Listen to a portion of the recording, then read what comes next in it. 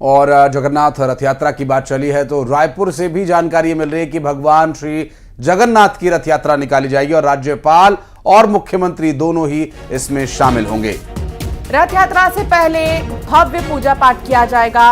गायत्री नगर स्थित जगन्नाथ मंदिर से रथ यात्रा निकाली जाएगी। पूजा पाठ में शामिल होंगे राज्यपाल और मुख्यमंत्री विष्णुदेव साय।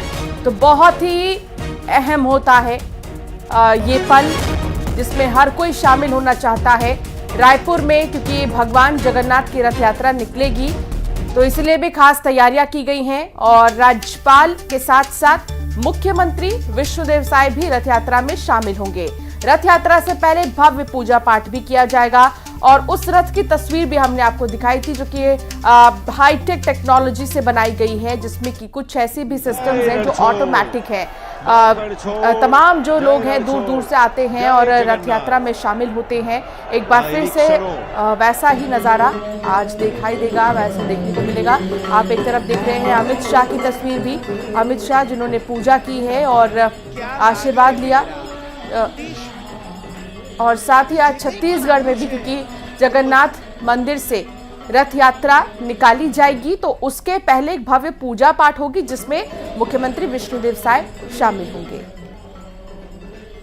भगवान श्री जगन्नाथ उनके भाई बलभद्र और बहन सुभद्रा के साथ वे भ्रमण पर निकलते हैं और इसका जो प्रमुख कार्यक्रम है वो पुरी के जगन्नाथ मंदिर में होता है। और देश भर में भगवान श्री जगन्नाथ के भक्त, उनके अनुयायी, उनके चाहने वाले, उनको मानने वाले, उनकी बातों का अनुसरण करने वाले, उनके जीवन से प्रेरणा लेने वाले सांकेतिक रूप से ये यात्रा निकालते ही हैं, क्योंकि सभी की श्रद्धा जुड़ी हुई है। और जो प्रमुख कार्यक्रम जगन्नाथपुरी में होता है अंशिका, वहाँ पर जाना सबके लिए संभव नहीं है, क्योंकि पहले ही वहाँ पर लाखों की संख्या में श्रद्धालु उमड़ते हैं और भगवान श्री जगन्नाथ के, भगवान बलभद्र और बहन सुभद्रा के उस रथ का अगर पहिए की रज भी मिले तो वो अपने आप को सौभाग्यशाली मानते हैं। शैलेंद्र कौरव के पास चलेंगे नर्मदापुरम और जानेंगे। शैलेंद्र, आज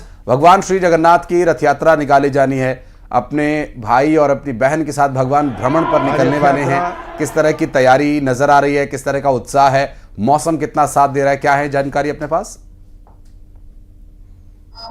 जी, यदि नर्मदापुरम की बात की जाए तो हम इस समय मौजूद हैं भगवान श्री जगदीश के मंदिर में, जो करीब 750 साल पुराना मंदिर है। और इस मंदिर में जगन्नाथपुरी उड़ीसा की तरह ही सारी जो धार्मिक परंपराएं हैं उनका निर्वहन किया जाता है। ज्येष्ठ पूर्णिमा के दिन भगवान का महास्नान होता है। भगवान जगन्नाथ बहन सुभद्रा और बलभद्र के साथ अपने गर्भगृह से बाहर निकलते हैं और इस दौरान जिस प्रकार जगन्नाथपुरी में 15 दिन के लिए अस्वस्थ हो जाए भगवान महास्नान के बाद, वैसे ही यहाँ पर अस्वस्थ हो जाते हैं और गादी घर में उनका उपचार किया जाता है। आज दूज के दिन भगवान स्वस्थ होकर बाहर निकलते हैं और 7 दिवसीय रथ यात्रा का आयोजन होता है। इस समय मंदिर में पूजा पाठ की तैयारियां चल रही हैं और प्रदेश और देश के कोने कोने से जो महात्मा हैं, संत महात्मा, वो एकत्रित हुए हैं। शहर के सभी नगरवासी भगवान जगन्नाथ के स्वागत के लिए पलक पावड़े बिछाकर उनका इंतजार कर रहे हैं। बहुत शुक्रिया शैलेंद्र आपका इस पूरे मामले पर जानकारी देने के लिए।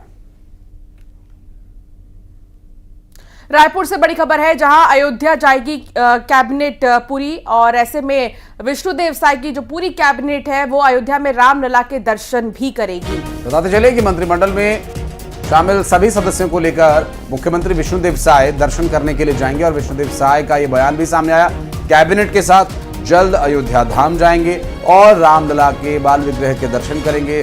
सीएम विष्णुदेव साय अपने पूरे सहयोगी कैबिनेट के मंत्रियों के साथ, और साथ ही अब तैयारी कर ली गई है। हालांकि अभी तक इसका कोई औपचारिक ऐलान अंशिका भी हुआ नहीं है कि किस तिथि को, किस दिन वो जाने वाले हैं, लेकिन हाँ, ये प्लानिंग हो चुकी है और बहुत जल्द इसके बारे में डिटेल्स भी सामने आ जाएंगे कि आखिर कब भगवान रामलला के दर्शन के लिए छत्तीसगढ़ कैबिनेट के साथ मुख्यमंत्री विष्णुदेव साय जाने वाले हैं। पूरा देश शामिल था, इतना ही नहीं, जो विदेशों में भी जो राम भक्त थे वो भी 22 जनवरी के कार्यक्रम को लाइव देख रहे थे। सर, कैबिनेट रामलला के दर्शन के लिए कब जा रही है? बहुत जल्दी, बहुत जल्दी। और राष्ट्रीय उच्चतर शिक्षा अभियान यानी RUSA में परचेज रूल और टेंडर जारी किए जाने की प्रक्रिया में नियमों के उल्लंघन का मामला सामने आया। जानबूझकर मध्य प्रदेश की कंपनियों और छोटे निर्माताओं को टेंडर प्रक्रिया से बाहर किया जा रहा है। केंद्र की योजना रूसा में इसी साल जनवरी में इक्विपमेंट खरीदने के लिए टेंडर जारी हुए थे। आचार संहिता खत्म होते ही अधिकारियों ने तत्काल ठेके की प्रक्रिया पूरी कर अंबाला और इंदौर के सप्लायरों को नियमों को ताक पर रखकर ठेका भी दिया। जल्द ही टेंडर के आदेश भी जारी होने वाले हैं। न्यूज 18 ने इस संबंध में उच्च शिक्षा मंत्री इंदर सिंह परमार से बात भी की और उनका साफ कहना था कि इस पूरे मामले से जुड़े तथ्य सामने आने पर पूरे मामले की जांच कराई जाएगी।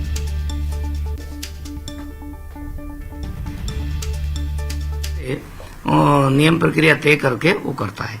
फिर जो टेंडर में जो नियम प्रक्रिया होती है कि उसमें आप उसमें कोई सुजालपुर का भी डाल सकता है, भोपाल का भी डाल सकता है, दिल्ली का भी डाल सकता है, कलकत्ता का भी डाल सकता है, मुंबई का, उसको रोक नहीं सकते हैं।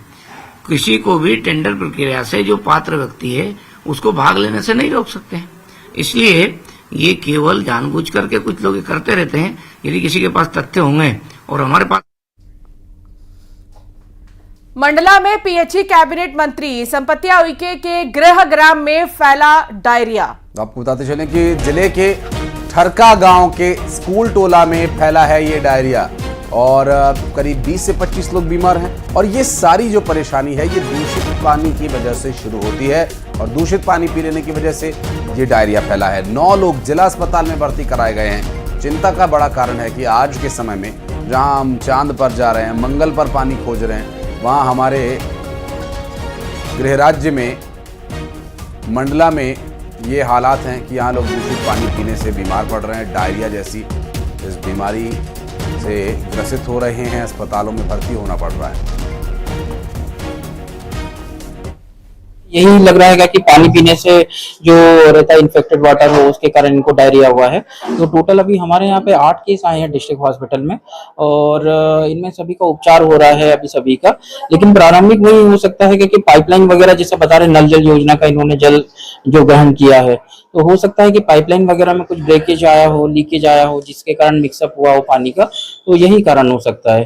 हमारी गुड़िया को लैट्रिन दस्त हो रहा है, उल्टी दस्त कल से हो रहे हैं और बहुत परेशान है। पता नहीं गांव में माने नाली वगैरह की साफ सफाई भी अच्छे ढंग से नहीं होती, पानी टंकी की सफाई भी नहीं होती। लगभग यहाँ पर 12 से 13 लोग करीब भर्ती यहाँ पर।